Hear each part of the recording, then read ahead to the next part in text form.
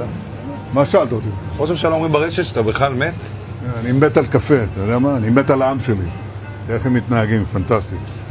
אתה רוצה לספור את מספר אצבעות? אתה יכול להראות לנו? פה. פה. היית? יפה מאוד. לחיים. ראש הממשלה מסר לאנשים שיוצאים ומתאווררים? לצאת להתאוורר, אבל ליד מרחב מוגן. והעמידה שלכם היא מדהימה, נותנת כוח לי, לממשלה, לצה"ל, למוסד. אנחנו עושים דברים שאני לא יכול לשתף ברגע זה, אבל עושים דברים מכים באיראן חזק מאוד, גם ביום הזה, גם בלבנון, ממשיכים. אתם אומרים לי להמשיך? אני אומר לכולכם, גם אתם תמשיכו. תמשיכו להישמע להוראות פיקוד העורף, כל הזמן, להישמע להוראות פיקוד העורף, וגם לראשי הערים, להיות תמיד ליד מרחב מוגן. ואנחנו נקל ככל שהדבר ניתן. ותודה לך על הקפה, הוא מצוין.